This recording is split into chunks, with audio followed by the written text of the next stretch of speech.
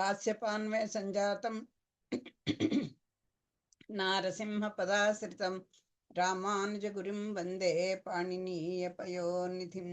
భాగవత సద్గోష్ఠికి సాధారణంగా పని పలుకుతూ పెద్దలకు దాసం సమర్పించుకుంటూ ఈరోజు రామాయణంలో దశరథుని కోటలలో మైథిలి గురించి చదువుకుంటున్నాం. దాన్ని కంటిన్యూ చేసుకుందాం. ఆ దశరథ మహారాజు యొక్క కుమారులైనటువంటి రామలక్ష్మణుల యొక్క గొప్పతనాన్ని విశ్వామిత్రుడి ద్వారా విని ఆయన మళ్ళీ ఆ విశ్వామిత్రుడికి అతిథి గృహాన్ని చూపించేసి జనక మహారాజు అంతఃపురంలోకి వచ్చాడు. తన భార్యని శతానందుని పురోహితుడిని దగ్గర పెట్టుకొని సీతతోటి రామచంద్రమూర్తి యొక్క ఆ సౌందర్యాన్ని వర్ణిస్తున్నాడు. ఆ ముని వెంట మహాసుకుమారులకు రాముడు లక్ష్మణుడు అని ఇరువురు రాజపుత్రులు వచ్చినారు. ముఖముపై ముంగురులు వేలాడుచుండగా ముద్దులు మూటగట్టుచున్నారు. వారి సౌకుమార్యము మన్మధుని వంటి రూపములు చూచి తీరవలసిందే. రామలక్ష్మణులిద్దరి గురించి కూడా ఆ సీతతో చెప్తున్నాడు. నల్ల కలువల పువ్వు వలెను, కొత్త నీలం మేఘం వలన ఇంద్రనీల మణులు రాసిపోసినట్లు రాముడు చూచువారి మనసులు దోచుచున్నాడు. దాంట్లో రాముడి గురించి మళ్ళీ ప్రత్యేకంగా చెప్తున్నాడు. అలానే ఇంద్రనీల మణులన్నీ రాసిపోస్తే ఎలా ఉంటుందో ఆ ప్రకాశం అలా ఉంది. చల్లనివాడు, శ్యామలము, సుందరమైన రూపము కలవాడును అయిన వాని అందమును వివరించి చెప్పుట సాధ్యము కాదు. ఆయన నీలమేఘ శ్యాముడు, చక్కని సౌందర్యం కలిగినటువంటి వాడు అయినటువంటి వాని గురించి చెప్పలేనమ్మా అని చెప్తున్నాడు తన బిడ్డతోటి. మరించిన ఏనుగు వంటి అతని నడక, అతడు ఆయన నడిచొస్తుంటే ఏనుగు నడిచినట్టుగా అలా గున్న ఏనుగులాగా ఉన్నాడు. వాని కన్నుల్లోని అందము, అతని నవయవన వైభవము, మంచి యవ్వనంలో ఉన్నాడు. చక్కని అందం కనబడుతోంది. ఆ తర్వాత అతని భుజము విల్లు బాణములతోటి వీరత్వము వైభవము, ఆ భుజాలని అంబుల పొది పెట్టుకొని దాని నిండా బాణాలు పెట్టుకొని భుజానికి వేలాడి పెట్టుకొని వస్తుంటే ఆయన వీరత్వము ప్రస్ఫుటమవుతోంది. మధురమైన అతని నడవడి చూచి నా యోగము ధన్యమైపోయింది. అమ్మ, అసలు ఆయన ప్రవర్తన ఒక్క నిమిషమే చూస్తామండి. ఆ నిమిషంలో ఒక రకమైనటువంటి సదాభిప్రాయము, ఒక అభిప్రాయం ఏర్పడుతుంది కదా. అలా అసలు ఒక్క నిమిషం ఎంతసేపు చూశాడు కనుక ఆ ముని పక్కన కూర్చున్నటువంటి ఆ తీరు, ఆ మాట్లాడేటువంటి ఇది అన్నీ కూడా ఆయనకి నచ్చేసాయి. నచ్చేలా అబ్బా, నా జన్మ ధన్యమైపోయింది, నా యోగము ధన్యమైపోయింది, నేను చరితార్థుడనైదనని తలంచుచున్నాను. వాణ్ణి చంకగా ఎత్తుకొన కోరిక కలిగినది, వాణ్ణి కౌగలించి ముద్దాడ మనసైనది. ఒక్కసారి వెళ్ళి ముద్దు పెట్టుకుంటే బాగుండు, ఒకసారి దగ్గరికి తీసుకుని కౌగలించుకుంటే బాగుండు అని అలా అనిపించేసిందమ్మా నాకు. వాణ్ణి కౌగలించి ముద్దాడ మనసైనది. గట్టిగా కౌలించేసుకుని ముద్దు పెట్టుకొని అలా అలా పెట్టుకోవాలన్నటువంటి కోరిక నాలో కలిగిందమ్మా. వాడు నా ఎదుటకు వచ్చినది మొదలు జానకి అతని రూపమే మాటి మాటికి నా మనసును హరించి వేయుచుంది. అతను చూసిన క్షణం నుంచే కూడా అమ్మ నా మనసు ఇంకా దేని గురించి ఆలోచించట్లేదమ్మా జానకి అని చెప్తున్నాడు. వాణ్ణి చూడవలనని, వానికి సేవ చేయవలనని, వానికి ఏదో సమర్పింపవలనని, వాని గుణవైభవములు కీర్తించవలనని కోరిక. అది చెప్పేశాడు కదా. రామలక్ష్మణుల యొక్క గొప్పతనాన్ని విశ్వామిత్రుడు చెప్పేశాడు కదా. చెప్పడంతో వాళ్ళని ఆయన గురించి వాళ్ళని చూడగానే కొంతమందిని చూడండి ప్రేమతో పాటు పూజ్యభావము కూడా కలుగుతుంది. అందులో ఆయన సాక్షాత్తు స్వామి, ఆయన ఏంటి పరమాత్మ కదా.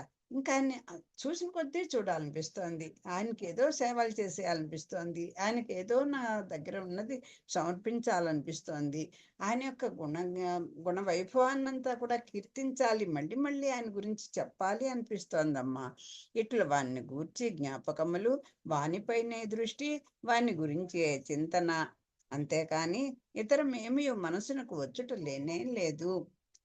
అసలు ఎంతసేపు అయిందండి ఆ విశ్వామిత్రుని పంపించి లోపలికి వచ్చేసరిగిట ఇంకా మనసంతా నిండిపోయిందంట చూడండి. మనసంతా నిండిపోయింది. ఆ రాముడి తలంపే, ఆయన జ్ఞాపకాలే, ఆయన నీతో మాట్లాడుతున్నాను నేను, నా ఎదుట ఆయనే కనపడుతున్నాడు అన్నట్టు చెప్పేస్తున్నాడు. ఆయన ఆలోచనే ఇదే ఉందమ్మా, నాకు దేని మీద మనసు అసలు వెళ్ళటం లేదు. అతడు అయోధ్యలో యజ్ఞం చేయగా రాఘవుడు పుట్టినాడట. ఇతడు యజ్ఞం చేయబోగా నిధి వల్లే నీవును లభించితివి. అది ఒక కోయిన్సైడ్ అయ్యి అంటారు చూడండి. ఏమిటి తమాషాగా ఉందే, ఈవిడ సాక్షాత్తు ఏమిటి మామూలు పిల్లలు అనిపించదు, చేసే పనులు, ఆవిడ యొక్క తీరు అన్ని కూడా ఈవిడేమిటి సాక్షాత్ అసలు మామూలు స్త్రీ కాదు అనిపిస్తోంది, బాలిక కాదు అనిపిస్తోంది. ఆవిడ చేసే చేష్టలన్నీ కూడా అద్భుతంగా ఉంటున్నాయి. ఆవిడ నడవడిక, ఆవిడ నడత అన్ని కూడా చక్కగా ఉన్నది. నడత కూడా ఒక ప్రత్యేకమైనటువంటి లక్షణం ఎందుగా కనిపిస్తోంది. ఈవిడ కూడా ఇక్కడ యజ్ఞం చేసినప్పుడే పుట్టింది. అక్కడ రాఘవుడు కూడా యజ్ఞం చేసినప్పుడే ఆ యాగ ఫలం వల్లే పుట్టాడు. ఇవన్నీ తలుచుకుంటూ ఉంటే నాకు నీకోసం ఆయన పుట్టాడా, ఆయన కోసం నువ్వు పుట్టావా అన్నట్టు అనిపిస్తోంది అని దాన్ని కూడా చెప్తాను. క్రతువు పూర్తి అయి యాగఫలం లభించు కాలం ఇది కనుక ఆయన దశరథుడు యజ్ఞం చేశాడు, నేను యజ్ఞం చేశాను, ఇద్దరం యజ్ఞ ఫలాలను పొందాం. అంచేత ఇప్పుడు ఆ యాగ ఫలాలు మా దగ్గర ఉన్నాయి. ఆ లభించినటువంటి కాలం ఇది, ఇప్పుడు అసలైన కాలం మాకు ఇద్దరికి లభించింది. కనుక మీరిద్దరూ దంపతులగుచో ఈ జనకుని ఆనందం నాకు హద్దులు ఉండవు. డైరెక్ట్గా చెప్పేశాడు. అమ్మ, నీకు ఆయనే సరైనటువంటి జోడి అని, మీరిద్దరూ దంపతులుగా అయిపోతే నాకు తండ్రిగా నాకు కావాల్సినటువంటి ఆనందం ఇంకేమీ ఉండదమ్మా అని చెప్తున్నారు. ఊరికనే తిని కూర్చుండి మనసు ఎక్కువ పెట్టవాలని పందెం పెట్టి తిని మన ధనుభారమును 12 వయసు వాడైనా రాముడు భరింపగలుగునా అని చూడండి. తండ్రి మనసు ఎట్లా ఉంటుందో చూడండి. ఈవిడ అద్భుతమైన శక్తిమంతురాలు, ఈవిడకి ఈ మామూలు మా బాలిక కాదు అని గుర్తించాడు. ఈవిడికి సరైనటువంటి వాడు రావాలి అంటే ఒక పందెం పెట్టాడు, పణంగా పెట్టాడు. ఈ అనిలాదేవిని పెళ్ళాడడానికి 7 మదించిన వాళ్ళకి ఇస్తా అన్నట్టుగా, దక్కించుకోవాలన్నట్టుగా ఈయన కూడా ఒక స్వయంవరంలో అదే కదా ఉండేవి. అది ఏదో పందెం పెడతారు, అది గెలుచుకున్న వాళ్ళకే ఈవిడ భార్యగా అవుతుంది. అలా పెట్టేశాను అని ఇప్పుడు బాధపడుతున్నాడు, భయపడుతున్నాడు. ఈ పిల్ల మనకు కూడా చూడండి, ఒక్కొక్కళ్ళు నచ్చుతారు, కానీ వాళ్ళ స్థాయికి మనం వాళ్ళలేమేమో. వాళ్ళు బాబోయ్ కుబేర్లు, మనం ఎక్కడ వాళ్ళం, మన పిల్లని వాళ్ళు చేసుకుంటారా, అలా ఏదో అయిపోతూ ఉంటుంది. అలాగే ఇప్పుడు ఈయన పెట్టిన ఏంటి పరీక్షలో వచ్చిన పిల్లవాడు వీర్యవంతుడే, దేనివాడే, సామర్థ్యం గలవాడే, అన్ని రకాలుగా నచ్చేశాడు. కానీ ఏదో దురదృష్టం కొద్దీ ఈ విల్లును కనుక అతను ఎక్కువ పెట్టలేకపోతే మరి ఈ పిల్లని పెళ్ళి ఆడడానికి అవ్వదు కదా. అబ్బా, ఏమిటో కోరుండి తెచ్చుకున్నా అంటాను చూడండి. ఊరికే తిని కూర్చోలేక ఇలాంటి వెర్రి బుద్ధి పుట్టి నాకు ఇదిగో ఇదేంటి ఈ విల్లుని ఎక్కువ పెట్టిన వాడికి ఇస్తాను అనేసాను అని బాధపడుతున్నాడండి. మా అబ్బాయిని వదులుకోవడానికి ఇష్టం లేదు అలాంటి పిల్లవాడు, అందుకని బాధపడుతున్నాడు. మన ధనుభారమును 12 వయసు వాడైన రాముడు భరింపగలుగునా. అయ్య బాబోయ్, ఇంత చిన్న పిల్లవాడు ఇతను, పెళ్ళిళ్ళు వచ్చేసింది అనేస్తాం. పూర్వం ఏముంది, 12 ఏళ్ళైనా 10 ఏళ్ళ వాళ్ళకే 19 ఏళ్ళ వాళ్ళకే పెళ్ళిళ్ళే కదా. అంచేత ఇంత ఈ ధనభారం అంటే ఇక్కడ ధనస్సు అంటే సంపద అని కాదు. ఇక్కడ ఇంత బరువైనటువంటి ఈ ధనస్సుని ఆ అబ్బాయి మోయగలడా? నేడింటి ముందు బంగారం వంటి పెండ్ల కొడుకు వచ్చి నిలబడినాడు. నే పెట్టిన పందెము నిలిచి ఉంది. పాపము కౌశికునకు తనకు శిష్యునిపై గల వాత్సల్యము చేత, రాజా నీ విల్లు చూపవయ్యా, మా రఘురాముడు దీన్ని ఒక చూపు చూడవచ్చినాడు అనెను. ఇదిగో ఆ వెర్రి బాగులో పడినాడే ఆ కౌశికుడు, ఆ గడ్డం దూకుంటూ మా రాముడి సంగతి నాకు తెలుసు అని కబుర్లు చెప్పాడు. కానీ ఇదిగో ఆ పిల్లవాడి ముందే ప్రేమ చేత ఒకసారి అనేసాడు ఆయన, ఏదయ్యా, నువ్వు నీ దగ్గర ఒక విల్లు ఉందని విన్నాను నేను, ఓసారి చూపించు, మా రాముడు చూడాలని వచ్చాడు అని ముందరే చెప్పాడు కదా, ఓ చూపు చూస్తాడు, తేల్చి చూపించు అన్నట్టుగా అడిగేశాడు. అంతగా ధైర్యంగాను. పాపం అనే బాధపడుతున్నాడు ఆ కౌశికుడు పిచ్చివాడు. వాడికి ఏమీ తెలియదు, ఆయనకి ఈ ధనుస్సు విషయమే ఆయనకి తెలియదు. ఇది ఆ పిల్లవాడు మోయగలడా, ఇలా అనేశాడు. తీరా నేనేమిటి, ఓ పక్కనేమో మహా పరమాత్మలాడిన ఆ సాక్షాత్ పరమాత్ముడే, పురుషోత్తముడు ఎవడో రావాలి చేపట్టాలి అని అనుకుని ఆశపడ్డాను. అలాంటి నేను కోరుకున్నటువంటి పిల్లవాడు వచ్చి ఓ పక్కన్నాడు, ఓ పక్కనేమో ఈ ధనుస్సు ఉంది. ఈ వెర్రిపాప నాయనేమో ఈయనేమో ఆ ధనుస్సును చూపించవయ్యా అని అన్నాడు అని ఇలా మదన పడిపోతున్నాడండి పాపం మా రఘురాముడు. దీనిని ఒక చూపు చూడవచ్చినాడన్ను. నేను దీన్ని యథార్థంగా తలచి మన విల్లు ముందు పెట్టి ఎత్తుమనగా లోకులు నవ్విపోవుటే జరుగును. ఇదిగో ఇదే యథార్థంగా ఆ ముని ఎంత ధైర్యంగా అనేశాడు. ఏ చూపించు, మా రాముడు చూస్తాడు అని అనేశాడు. తిర పెట్టానుకో ఎంత అభాస్పాలైపోతాను. ఆయన నమ్మకం పోతుంది, నా కోరిక విఫలమైపోతుంది, నాకు నిరుత్సాహం కలుగుతుంది. నలుగురిలో ఎంత నేను నవ్వులు పాలైపోతానో చూడు, అందరూ నవ్వడమే అవుతుంది. అంటే రాముడు ఎత్తలేడు. ఇది అయ్యో ఈయన్ని వదిలేసుకోవాల్సిందే, ఇంకా ఈ పరీక్ష కూడా ఎందుకు, ఇంకా కోరిండి అభస్పాలు అవడం ఎందుకులే అని అనుకుంటున్నాను అని చెప్తున్నాడు. సుకుమార శరీరుడగు రాముడు మన ధనస్సు ఎత్తగలుగుట అన్నమాట అసంభవము. అదిగా పిల్లవాడు చూస్తే ఎంత సౌకుమారి ఉండి ముట్టుకుంటే కందిపోయేట్టున్నాడు అతని శరీరం చూస్తే. అదే అలాంటి పిల్లవాడు ఈ ధనస్సుని ఎత్తుతాడు అనడం అసంభవం, అది జరగనిది. నాకు అతడ వెళ్ళెత్తగా చూసి పుణ్యము కలుగునా, నాకు అతడు విల్లెత్తుతుంటే ఎత్తే ప్రయత్నం చేస్తుంటే ఎత్తగల భాగ్యం, అతను ఎత్తుంటే చూసే భాగ్యం నాకుందా? నిజంగా ఆయన ఎత్తగలిస్తే అంత భాగ్యమా నాకు, అంత అదృష్టవంతుడినా నేను? అంతటి పుణ్యము నా జీవితంలోనికి పరువెత్తి వచ్చునా? నా అదృష్టం పరుగులు పెట్టి తలుపు తడుతుందా? నా ఎదురుకుండానే ఆ పిల్లవాడు అలా ఎత్తగలడా? అలాంటి అదృష్టవంతుడినా నేను? నాకు చూసే భాగ్యం ఉన్నదా? అది అంతటి పుణ్యం నాకు వచ్చి నా దగ్గరకు వస్తుందా? జానకి, ఆ దశరథుడును నేనును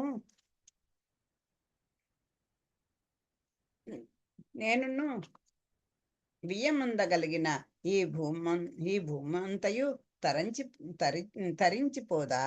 నిజంగా ఆ కౌశికుని మాట నిజమైపోయి ఆ రాముడు కనుక ఆ ఆ విల్లుని ఎత్తేస్తే, మీరిద్దరూ దంపతులైపోతే, అబ్బా, ప్రపంచానికి ఈ విశ్వానికే ఒక పుణ్యకాలం వచ్చేసినట్టే కదా. అంతే కదా, దృష్ట శిక్షణ శిష్ట రక్షణ అన్నీ అయిపోతుంది కదా. ఈ భూమి అంత పుణ్యం చేసుకుని ఈ భూమి భూమాత తరించిపోయినట్టే కదా అని చెప్పేసి అని అడుగుతున్నా తలుస్తున్నాడు. నేను ఆ దశరథుడు నిజంగా బియ్యం అందితే కనుక ఇంకా కావాల్సింది ఏముందండి? బియ్యానికి కయ్యానికి సరైన జోడి కావాలి కదా. ఆ దశరథ మహారాజు ఇంట సాక్షాత్తు పురుషోత్తముడైనటువంటి ఆయన యజ్ఞం ఫలంగా పుట్టాడు. నువ్వు పుట్టావు భూమాత నుంచి. అంచేత నిజంగా మీ ఇద్దరం వియ్యంకులం అయితే అంతకన్నా విశ్వం తరించిపోదా? ఈ భూమి అంతా తరించిపోదా? సార్థకమైపోతుంది కదా. రఘురామచంద్రుడు ప్రసిద్ధమైన సూర్యవంశమున జన్మించిన వాడే, చక్రవర్తి పెద్ద కుమారుడే, సుందరుడే, వీరుడే, నీకన్ని విధములా నచ్చినవాడే. సుబాహును వంటి దుష్ట రాక్షసిని తన బాణ ప్రహారంచే మట్టు పెట్టిన మహాశౌర్య గుణము కలవాడే. మా భూపుత్రికి అన్ని విధములా సరిజోడే. కానీ ఏమి చేయగలను? మూర్ఖుడనై ధనస్సు ఎత్తుట అను పందెము పెట్టి ఉన్నాను కదా అని ఇలా చూసుకుంటున్నాడు. ఆ పెళ్లి కొడుకు యొక్క గుణగణాలని తలుచుకుంటున్నాడు. ఈ ఈ బిడ్డ గురించి తనకి పుట్టినప్పటి నుంచి తనకి దక్కినప్పటి నుంచి చూస్తున్నవాడే కదా. నిజంగా అలా జరిగితే ఏమదృష్టం. కానీ అలా జరుగుతుందా? ఎంత సుందరుడు, పైగా అని చూసుకుంటున్నాడు. తనకి జోడి కాదా ఆ బియ్యం అందడానికి అన్నాడు. ఆయన మహా చక్రవర్తి, దశరథ చక్రవర్తి. అందులో పెద్ద కుమారుడు. ఈయన చిన్నవాడైతే మళ్ళీ ఈ పిల్లని ఆ పిల్లవాడికి ఇవ్వడానికి అవ్వదు కదా! అంచేత ఆయనకి పెద్ద కుమారుడు. చూస్తే సుందరుడు. మళ్ళీ వీరత్వం కావాలి కదా! రాజులకి కావాల్సింది వీరత్వం. అంచేత మహావీరుడు. పైగా ఆ సుబాహుడిని ఈయన దశ దుష్ట సంహారం ఆయన సంహరించి యజ్ఞాన్ని పరిరక్షించిన విషయం కూడా విన్నాడు. అన్నీ చూసుకుంటుంటే అన్నీ బావుంది. చాలా ఆహ్, మా మా పిల్లకి కరెక్ట్‌గా తగిన వాడే. అన్ని విధాలా కూడా ఏ కోణంలో చూసినా ఇద్దరికీ వాళ్ళకి వాళ్ళే సాటి అన్నట్టున్నారు. కానీ ఏం చేయగలను? మూర్ఖత్వంగా ఏదో ఒక పందెం పెట్టేశాను. ఈ ధనుస్సు నెత్తుటియను పందెం పెట్టి ఉన్నాను కదా! ఇది కదా మధ్యలో వచ్చి పడింది. తిని కూర్చోలేక ఏదో కొత్త పందాలన్నీ ఇదన్నీ పెట్టుకున్నాను. నా అదృష్టాన్ని నేనే పోగొట్టుకుంటానో ఏమిటో అని మదన పడుతున్నాడు. రాముడు నిశ్చయముగా ఎవడో కారణజన్ముడై ఉండును. కానిచో వన మార్గమున నడుచుచుండగా ఎదిర్చిన రాక్షసి తాటకను క్రూరమైన బాణముతో అప్పుడే పడగొట్టుట, గౌతమ పత్ని అహల్య దారుణ శాపమును పెద్ద నూతిని తన పాదధూళితో పూడ్చివేయుట అను అత్యద్భుత కార్యములు సామాన్య మానవుడు చేయగలుగునా? అది ఒక్కొక్కటి తలుచుకుంటున్నాడు ఈయన పరాక్రమం గురించి. ఈయన ఏమిటో మా అమ్మాయిలాగే అతను కూడా ఏదో అకర్తగా ఘటన సామర్థ్యం కలిగిన వాడుగా అనిపిస్తోంది. పిల్లవాడు చూస్తే చిన్నవాడు. ఈయన ఈ కౌశికుడితోటి ఆయన ఎంత ధైర్యంగా తీసుకొచ్చాడు. తన యజ్ఞాన్ని కాపాడేవాడు ఈయనేను నాకు తెలుసు అంటే తీసుకొచ్చాడు. అన్ని విన్నాడు కదా! నెమరు వేసుకుంటున్నాడు. ఏమిటి ఆ తాటకనేమో అంత క్రూరమైనటువంటి బాణాలతోటి చూసిన వెంటనే పడగొట్టేశాడా? ఆ గౌతమ పత్ని అయినటువంటి అహల్య చాలా దారుణమైన శాపానికి గురైపోయింది. ఒక పాషాణంలో పడి ఉండమంటే అలా ఉంది. ఆ పాషాణం లేకుండా తెలీదు. ఆ ఒక నూతిలో పడిపోయి ఉంటే అంటే పెద్ద గోతిలో ఆవిడ ఉండిపోయింది. దాన్ని తన పాద ధూళితోటి పూడ్చేశాడంటే ఏంటి ఊరికే తగిలింది అంతే. ఆ పాద ధూళి ఆవిడ సొక్కేసరికల్లా ఆవిడ బయటకు వచ్చింది. అది అలా పాదులతో పూడ్చివేయుట అను అత్యద్భుత కార్యములు. ఇలాంటి అద్భుతమైనటువంటి కార్యములు మామూలు మానవుడైతే అలాగా జరుగుతాయా? మనం నడుస్తున్నాం. ప్రతి రాయి ముక్క కూడా అక్కడ స్త్రీలు అయిపోవాలి కదా! అంచేత అలా జరుగుతుందా? ఈయన సామాన్య మానవుడు కాడు అని అనుకుంటున్నాడు. ఒక మాట మరిచితిని. విశ్వామిత్రుడు మాటల సందర్భమున రాముడు తన యాగం రక్షించినందున అతన్ని యాగదక్షిణనిచ్చి పంపవలననియు, కానీ తన వద్ద యాచకత్వం కాక వేరుగా ధనమేమీ లేదనెను. నా వద్ద సిరి ఉన్నందున నా యొద్దకు వచ్చి తినని చెప్పినాడు. ఇప్పుడు ఇంకొక మాట కూడా గుర్తొచ్చింది. నాయన ఇదేంటి జనక చక్రవర్తి, నాయన రాజా, నేను ఇదిగో నా యాగ పరిరక్షణ కోసం తీసుకొచ్చాను. ఎంతో అడవులు పట్టి నడిపించాను. చాలా శ్రమ పడిపోయారు. నా కోరిక నెరవేర్చారు. ఇలాంటి వాళ్ళకి ఆ యాగ సంరక్షణ చేసుకున్న తర్వాత నేను ఏదో ఒకటి వాళ్ళకి దానం ఇవ్వాలి కదా! ఏమి ఇవ్వగలను? ఏదో వాళ్ళు ఇచ్చిన డబ్బులు తప్ప నాకు యాచకత్వమున కాక వేరుగా ధనం ఏమీ లేదు. ఈయన యోగి కదా! ఇంక నాకేమీ వేరే ధనాలు ఏం లేదు. ఏదైనా ఇచ్చి సిరి ఇచ్చి పంపిద్దామంటే, అంటే నా దగ్గర పుత్రికలు లేరు అని చెప్పడమే కదా!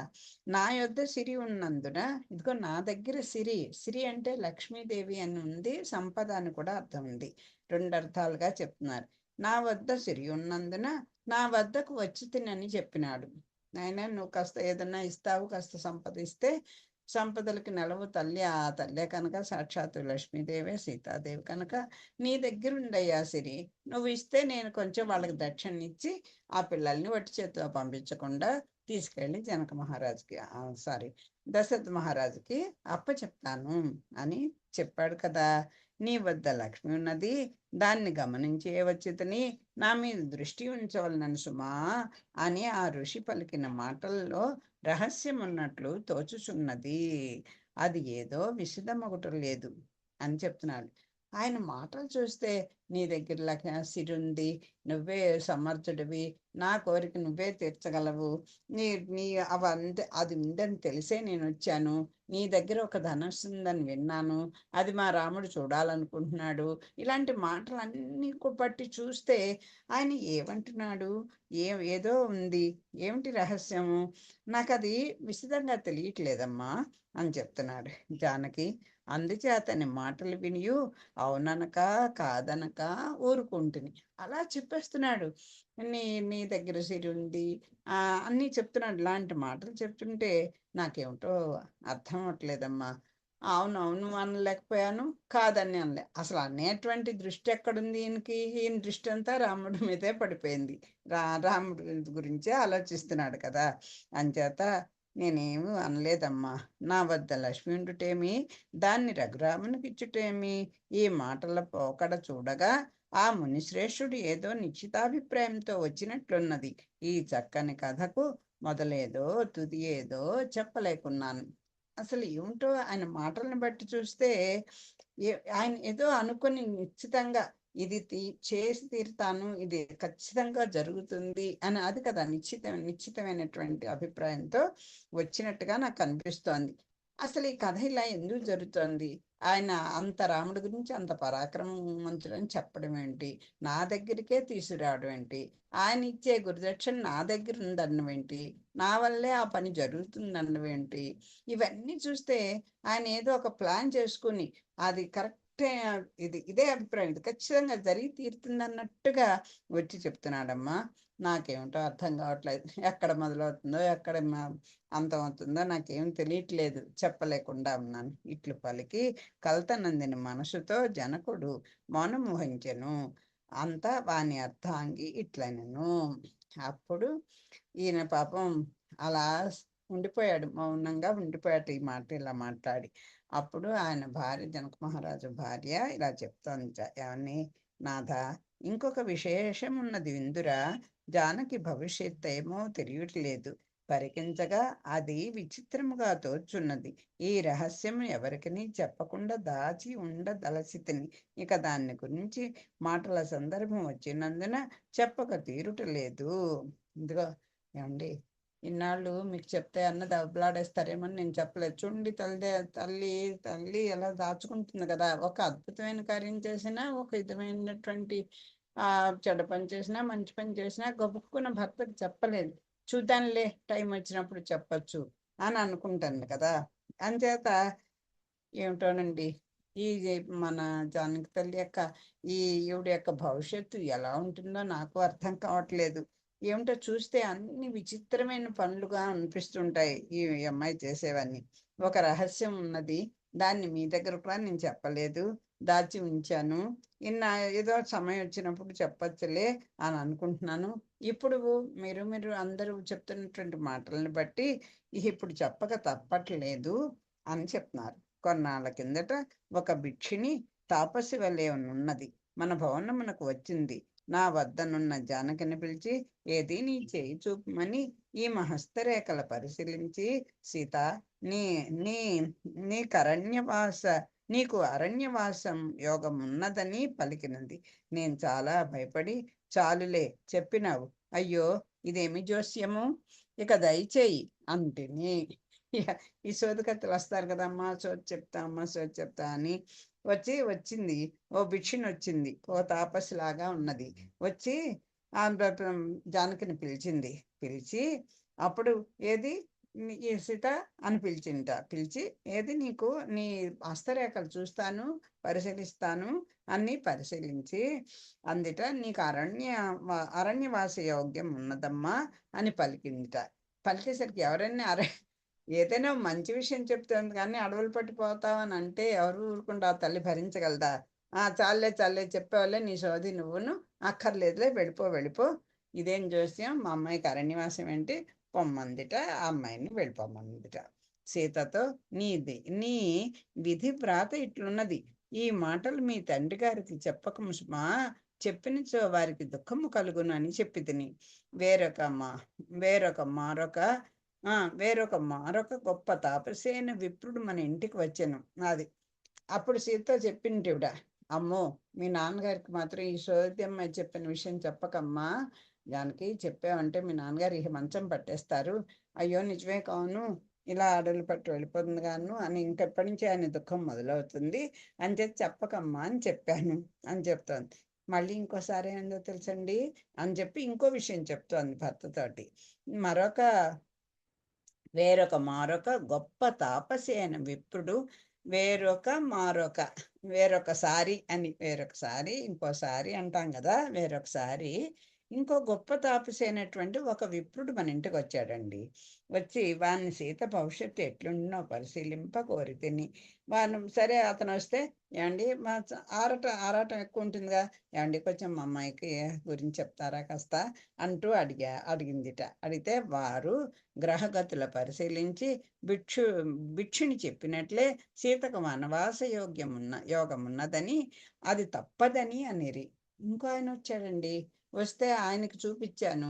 చూపిస్తే ఆయన కూడా ఈ యక్షిణి ముందర భిక్షుని వచ్చింది కదా, ఒక సోదికత్త, ఆవిడ ఎలా చెప్పిందో అలాగే చెప్పారండి ఈ విప్రుడు కూడా అని చెప్పేసింది. ఇప్పుడు వారివ్వరి మాటలు మన్నం చేసుకొంచు నేనెంత దుఃఖితురాలు నగుచుండగా సీతకో ఈ భావన ఎంతో నచ్చినదట.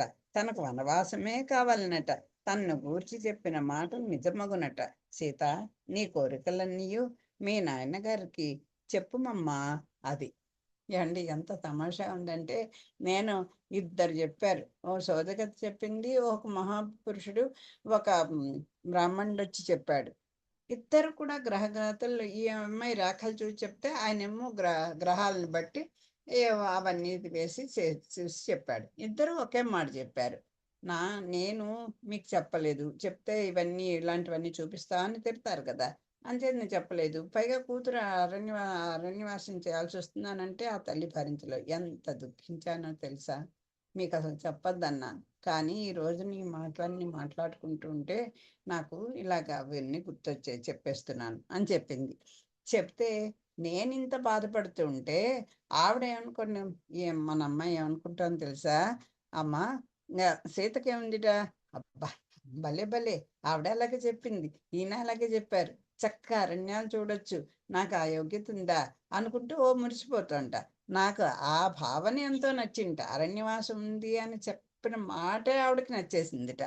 తనకు వనవాసమే కావాలనట, నాకు వనవాసమే కావాలని కోరుకుందిట అని తనను గూర్చి చెప్పిన మాటలు నిజమగునట. ఖచ్చితంగా జరుగుతమ్మా. పోనీ ఒకళ్ళైతే నమ్మవు. మహాపురుషుడు ఒక విప్రుడు వచ్చి ఆ జాతకం అంతా వేసి చెప్తే అదైనా నమ్మాలి కదా. అంతే డెఫినెట్గా జరుగుతుంది. నాకు అరణ్యవాసమే యోగం ఉన్నది అని చెప్తుంట. అదే నాకు కావాలి, నాకు అదే ఇష్టం అని చెప్తాను. సీత, నీ కోరికలన్నీయు మీ నాన్నగారికి చెప్పమ్మా. ఇక మరి ఎదుర్కొండాన్ని పెట్టుకుంది కదా, ఆ కూతురు ఎక్కడే ఉంది, సతానందున్నాడు, తను ఉంది, అంతా తన జరిగిన విషయం, తను బాధపడుతున్న విషయం చెప్పేసింది. పిల్ల యొక్క ఏంటంటే మనస్థితి కూడా చెప్పేసింది.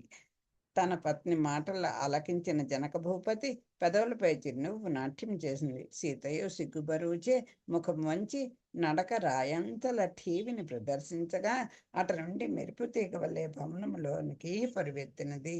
ఈయనకేంటి, ఎందుకు చెప్పిందో విషయం తెలీదు, ఆ తండ్రి ఎందుకు సంతోషపడుతున్నాడో తెలీదు. ఆయన ఆ పిల్లకి అంటే ఇలా ఆలోచిస్తోందా అంటే ఈ అమ్మాయికి పెళ్లి చేసుకోవడానికి సిద్ధంగా ఉంది అని ముందర ఒక చిన్న చిన్న తండ్రికి కావాల్సింది కదా. ఇప్పుడైతే మేము ఎప్పటి నుంచి చేసుకోం, మాకు 30 ఏళ్ళు రావాలి అంటారు పిల్లలు ఇప్పుడు. అంచేత ఆ భార్య మాటలన్నీ ఆలకించాడు. ఆ పదవుల మీద చిన్న నవ్వు వచ్చింటే ఇంకా ఈ తండ్రి గారు ఎప్పుడైతే ఆయన మనస్ఫూర్తిగా చిరునవ్వుతోటి ఆ సీత యొక్క భావాన్ని చూశాడో ఆవిడ కూడా సిగ్గుపడిపోతూ లోపలికి వెళ్ళిపోయింది.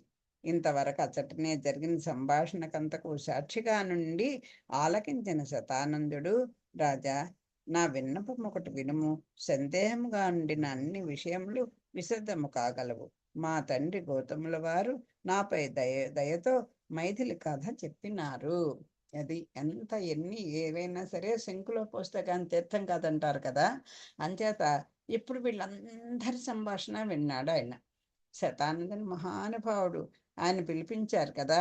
ఆ స్వామిత్రి కథ అంతా కూడా ఆయన ద్వారా చెప్పించారు. ఈయన పురోహితుడు కదా, ఆయన మీద ఎక్కువ విశ్వాసం ఉంటుంది. ఆయన అంటున్నారు, ఇచ ఇంతవరకు ఇంతవరకు అచ్చటనే జరిగిన సంభాషణ అంతా కూడా సాక్షిగా ఉన్నాడు, వింటున్నాడు శతానందుడు. ఆయన అంటున్నాడు, రాజా నేను ఒక మాట చెప్తాను విను. సందేహం ఉంటే మనకు వచ్చిన సందేహాలన్నీ కూడా తీరిపోతాయి. ఏమిటి అడవుల పాసానికి పెడుతుందని చెప్పడం ఏంటి, సోదేవుడు అలా చెప్పడం ఏంటి, ఈయన ఇలా చెప్పడం ఏంటి, అటు చూస్తే రామచంద్రుని యొక్క పరాక్రమం ఆయన సౌందర్యం ఏంటి, ఈవిడిని చూస్తే ఈవిడ కూడా అంతటా ఆవిడవడం ఏంటి, వీళ్ళిద్దరు కుదిరితే బాగున్నాను నేను అనుకోవడం ఏంటి, నేను పెట్టిన పణంలో వీడిని గెలుస్తాడో గెలవడో నా ఆశ నిరాశ అయిపోతుందేమో అని బాధపడుతున్నా. ఇవన్నీ చూసుకుని వింటున్నాడు కదా ఈయన వీళ్ళందరి మాటలు విని అప్పుడు చెప్తున్నాడు, నీకొచ్చిన ఉన్నటువంటి సందేహాలన్నీ కూడా తీరిపోతాయ్యా, నేను చెప్తున్నాను విను. మా తండ్రి గారు గౌతముల వారు నాపై దయతో ఈ మైథిలి కథంతా నాకు చెప్పేశారు. త్రికాల జ్ఞానులు వాళ్ళందరూ అంటే ఇదిగో ఈవిడ యొక్క కథ అంతా మా నాన్నగారు నాకు చెప్పారయ్యా, నేను చెప్తున్నాను విను, నీ సందేహాలన్నీ కూడా తీరిపోతాయి అని మా తండ్రి గారు జానకి అది అంత వివరంగా చెప్పేశారు. ఈ మైథిలి యొక్క కథని నాకు చెప్పారు. జానకి అసలు ఎవరో, అయోనిజిగా భూమిలో బాలికగా ఎందుకు లభించెనో, అందుకు కారణము లేవో, మూలతత్వమేమో సర్వము తన జ్ఞాన నేత్రంతో చూచి చెప్పినారు. అది ఎన్నో ప్రశ్నలు వేసుకున్నాడు దశరథుడు కూడా. ఈ ప్రశ్నలన్నీ వచ్చాయి. అసలు ఏమిటి, ఈ అమ్మాయి ఎవరు, ఎందుకు ఆ పెట్టులో పట్టబడి ఉంది, అసలు ఆ పెట్టిలోకి ఎవరో తీసుకొచ్చి పెట్టాలి కదా, మరి ఎవరు పెట్టారు, ఇన్నాళ్ళు ఎలా రక్షింపబడింది, ఆవిడ నా నా భూమిలోనే నేను దున్నుతున్నటువంటి నాగల చాటుకి దొరికి నాకు దక్కడం ఏంటి, ఇవన్నీ చూస్తుంటే నాకు ఏమిటి ఈ ప్రశ్నలకు సమాధానం ఏంటి, ఇదేమిటి భగవంతుని యొక్క ఆ మాయ ఏమిటి, ఇది నాకు తెలియకుండా ఉందని వెనక చదువుకున్నాను కదా. ఇప్పుడు అదిగో నీకు వచ్చినటువంటి నీ ప్రశ్న సందేహాలన్నిటికీ కూడా సమాధానం నేను చెప్తాను విను అని చెప్పి వీటన్నిటికీ సమాధానం మా నాన్నగారు చెప్పారు ఈ మైథిలి కథ అంతా కూడాను అని చెప్తున్నారు. ఇది అంతా కూడా మూలతత్వం ఏమిటో, అసలు భగవంతుని తత్వం ఉంటుంది కదా, ఏదోటి పరమాత్మ తత్వం, ఆ ప్రతి దానికి ఒక వేద రహస్యం ఉన్నది, అది నేను చెప్తాను విను. ఇది కుటుంబ రహస్యము, ఇందు మా తల్లి కథ ఇమిడి ఉన్నందున వెల్లడించరానిది. ఇదిగో దీంట్లో ఈ కథలో మా తల్లి కూడా ఆ కథ కూడా దీంట్లో ఇమిడి ఉన్నది, అంచేత నేను పైకి చెప్పలేకపోయాను. కానీ ఇప్పుడు దీన్ని మరుగుపరిచి ఉంచినను ఏదో ఒక విధముగా నా తర్వాత వెల్లడి కాక తప్పదు. ఎందుకంటే తన తల్లి కథ దీంట్లో ఇమిడి ఉన్నది, అది చెప్తే చెప్పుకోలేడు కదా. కానీ నా తర్వాతనే ఎప్పుడప్పుడు ఈ కథ బయటకు వస్తుంది. దైవ విధిని అనుసరించి ఎందరెందరో మహాత్ములను తమ హద్దులను మీరి ఉపకీర్తి పొందుచుందురు. మా తల్లిదండ్రులు నేను చల్లగా ప్రశాంతంగా ఉండగా మా ఇంట సర్వేశ్వరుడైన ఇంద్రుడు అగ్ని ముట్టించినాడు. చక్కటి కాపురముల అల్లరి పాల్చేయుటకు కన్ను మిన్ను కానని పాపాత్ములు దాపరించుచుందరు కదా. ఇదిగో ఏం చేయాలి, ఎవరైనా చెప్పుకుంటారండి తన తల్లిదండ్రుల యొక్క కథని, ఏదో సక్రమంగా ఉంటే గర్వంగా చెప్పుకుంటారు, కానీ విధి వక్రిస్తే గబుక్కున బిడ్డలు బయట పెట్టలేరు కదా. కానీ ఏం చేయను, ఇదిగో ఇప్పుడు చెప్పవలసి వస్తుంది. దైవ విధిని ఒక ఏదైనా సరే మంచిళ్ళు ఏవైనా ఏదో శివనాగ్ని లేదే చేయమైనా కుట్టదన్నట్టు ఆ దైవ విధి ఉంటుంది కదా, దాన్ని అనుసరించి ఎంతటి మహాత్ములు కూడా హద్దులు మీరి ఇంకొక కీర్తి ఉపకీర్తిని పొందుతూ ఉంటారు. మా తల్లిదండ్రులు నేను కూడా హాయిగా ఉన్నాం, చక్కని కాపురం వాళ్ళది, ఎంతో ఆనందంగా మేము కాలం గడుపుతూ ఉంటే ఎందుకో మమ్మల్ని అల్లరి పాలు చేయడానికి కన్ను మిన్ను కారినటువంటి పాపాత్ములందరూ కూడా ఎవరైనా చల్లగా ఉంటే ఆ ఈర్ష్య పడిపోయే వాళ్ళు ఏం చేస్తారు, ఏదోటి అల్లరి పెట్టి వాళ్ళని రోడ్డు మీదకి ఇడ్చాలని చూస్తారు కదా. అంచేత ఇదిగో అలా వచ్చాడండి, ఎవరో దాపరిస్తూ ఉంటారు కదా, అలాగా ఇంద్రుడు అగ్ని పెట్టేశాడు, మా ఇల్లు తగలపెట్టేశాడు, అంటే మాకు చిచ్చు పెట్టాడు అంటారు కదా, అంటే వాళ్ళు విడిపోయేట్టుగా చేసేసాడు ఇంద్రుడు అని చెప్తున్నాడు. మచ్చ ఎరుగని మా తల్లిని మదాంధుడై ఇంద్రుడు గౌతమ వేషంతో వచ్చి మోసగించిపోయినాడు. అహల్య కథ మనకు తెలుసు కదా. ఆ గౌతముడు స్నానానికి వెళ్ళిన టైంలో తెల్లవారుజామున ఇంద్రుడు అచ్చం గౌతముడి వేషంలోనే వచ్చాడు. వచ్చి ఆ తల్లిని మోసగించాడు. ఈ దుర్మార్గం నెరిగి మా తండ్రి ఆమెను శపింప పూనెను. పాపం ఆవిడ సాక్షాత్ తన భర్తే అనుకుంది పాపం. ఆయనతో హాయిగా రమించింది. అంచేత ఆ తండ్రి వచ్చాడు అక్కడి నుంచి. చూశారు వీళ్ళిద్దరిని. ఆవిడ్ని శపించడానికి పూనుకున్నాడు. ఆమె భర్త పాదములపై పడి ఏడవసాగింది. అప్పుడు లబోదిబో అని అయ్యో నాకు తెలియదండి, మీరే అనుకున్నాను గోల పెట్టింది. నా తండ్రి నాతో, పుత్ర, ఈమె ఇప్పుడు ఏడ్చి ప్రయోజనం లేదు. నీ తల్లి దేవరాజు మీది కోరికతో పతితురాలైపోయింది. పాపం ఎప్పుడైనా బద్దలై తీరును. అది అప్పుడు కొడుకుతో చెప్పాట ఆయన. శాపం శాపం ఇచ్చేశాడు. ఇచ్చిన తర్వాత కొడుకుని చూసి, నాయన ఏం చేస్తాం, ఆవిడ ఎంతో మోహించింది, ఎంతో ఇష్టంగా ఇంద్రుడితోటి రమించింది. భర్త అని అనుకుని చేసిందా లేదు కావాలనే ఆయన్ని మోహించిందా అనేది నాకు పూర్తిగా మరి కథలు తెలియవు. కానీ ఇదిగో కానీ చెప్తున్నాడు, అంచేత పతితురాలైంది. పాపం ఎప్పుడైనా బద్దలైతేను తెలిసి చేసినా తిరిగి చేసినా పాపాన్ని అనుభవించాల్సిందే. నీ తల్లి సంపాదించిన పాపము ఇదిగో పాపాన్ని సంపాదించి మూట కట్టుకుంది. బూడిద వల్లే ఈమెను కప్పి ఉండెను. ఆ పాపరాశిని మూట కట్టుకుంది. ఆ పాపం అనేటువంటి ఆ బూడిద, ఆ పాపరాశి అంతా కూడా ఇదిగో ఈవిని కూడా కప్పేస్తుంది. ఆ భస్మ అయిపోయిన పడి ఉండమన్నాడుగా, భస్మరాశిలా పడి ఉండమన్నాడు. ఆ పిమ్మటనే అదిగో అది అయిపోయింది, కప్పి ఉన్నాడు. ఆ తర్వాతే ముందర ఈవిడు శాపాన్ని అనుభవించాల్సిందే. తర్వాత పిమ్మటనే శుద్ధురాలగను. అప్పుడు కొన్నాళ్ళకి ఆవిడ మంచిగా వస్తుంది. నీ దుఃఖం నా మనసును కలిచివేయుచున్నది. అయోనిజిగా జన్మించిన ఏమి అది అని చెప్తున్నాడు అని చెప్పేశాడు. తర్వాత ఆవిడ ఇప్పుడు అయిపోయింది కదా. ఇప్పుడు రామచంద్రుడు రావడం, ఆయన యొక్క పాదతులు దొరకగానే తగలగానే ఆవిడ స్త్రీగా మారడం, గౌతమాహల్యాలని రక్షించాడు మా రామచంద్రుడు. మీ నాన్నగారు తల్లి కూడా తల్లిదండ్రులు ఎంతో హాయిగా ఉన్నారు. వాళ్ళని పూజించారు ఈ రామలక్ష్మణులు. వాళ్ళ యొక్క ఆశీస్సులను కూడా పొందారు అని విశ్వామిత్రుడి ద్వారా విన్నాడు కదా శతానందుడు. అంచేత ఆ విషయాన్ని ఇప్పుడు ప్రస్తావిస్తున్నాడు. ఆవిడ్ని మళ్ళీ ఆ శాప విమోచనం చేయడానికి అన్నట్టుగా వీళ్ళు వచ్చారు. అంటే ఇక్కడికి రావడానికి ఆ కథ కూడా దీంతో లింకప్ అయి ఉంది కదా, అందుకు చెప్తున్నాడు. నీ దుఃఖము నా మనసును కలిచివేస్తుంది. అది అప్పుడు జనకుడితో చెప్తున్నాడు, నాయన నువ్వు చాలా బాధపడుతున్నావు. ఈ కూతురు అరణ్యాలకు వెళ్ళిపోతుందని చెప్పడం, ఇవన్నీ ఈ పిల్లవాడు ఈ ధనుసుని ఎత్తగలడా లేడా, ఏమవుతుంది, వీళ్ళకి పెళ్లి జరుగుతుందా లేదా, ఇవన్నీ ఎంతో దుఃఖపడుతున్నావు కదా.